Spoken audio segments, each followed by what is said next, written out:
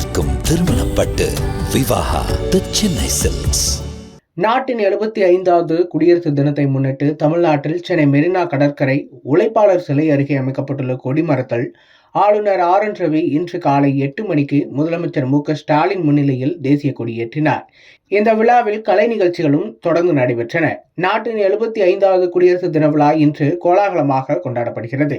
குடியரசு தின விழாவை முன்னிட்டு டெல்லியில் பிரம்மாண்ட ராணுவ அணிவகுப்பு நடக்கிறது. குடியரசுத் தலைவர் திரௌபதி முர்மு தேசிய கொடி ஏற்றுகிறார்.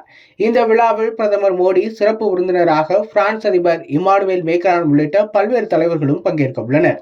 தமிழ்நாட்டை பொறுத்தவரை சென்னை மெரினா கடற்கரை உழைப்பாளர் சிலை அருகே அமைக்கப்பட்டுள்ள கொடிமரத்தில் ஆளுநர் RN ரவி இன்று காலை 8 மணிக்கு முதலமைச்சர் MK ஸ்டாலின் முன்னிலையில் தேசிய கொடி ஏற்றினார். முன்னதாக காலை 7:50 மணி அளவில் போக்குவரத்து காவல் படையினரின் வாகன அணிவகுப்புடன் முதலமைச்சர் ஸ்டாலின் வந்தார். அவரைத் தொடர்ந்து ஆளுநர் ரவி மற்றும் ராணுவ அணிவகுப்புடனும் விழா நடைபெறும் இடத்துக்கு வந்தார். தமிழ்நாடு ஆளுநர் RN ரவி தேசிய கொடி ஏற்றும் போது ஹெலிகாப்டரிலிருந்து மலர்கள் தூவப்பட்டன. அத்துடன் தேசிய கீதமும் இசைக்கப்பட்டது.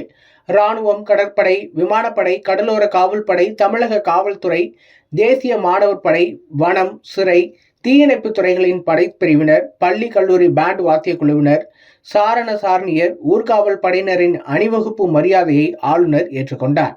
தொடர்ந்து முதலமைச்சர் ஸ்டாலின் விருதுகளையும் வழங்கினார். மத நல்லிணக்கத்திற்கான கோட்டை அமீர் விருது, திருத்திய நெல் சாகுபடிக்கான விருதுகள், மதுவிலக்கு தொடர்பான காந்தியடிகள் பதக்கங்கள், சிறந்த காவல் நிலையத்துக்கான விருதுகளையும் முதலமைச்சர் MK ஸ்டாலின் வழங்கினார். கோட்டை அமீர் மத நல்லிணக்க பதக்கத்தை ஊடகவியலாளர் முகமது ஜுபேர் பெற்றார்.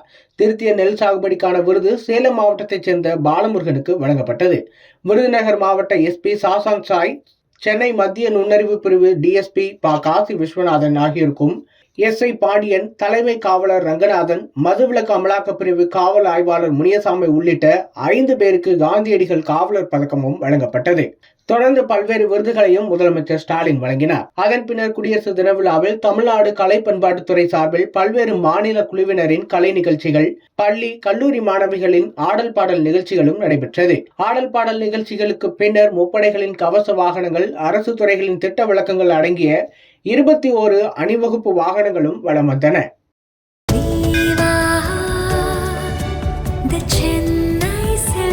நினைவில் நிற்கும் திருமணப்பட்டு விவாகா தி சென்னை சில்க்ஸ்.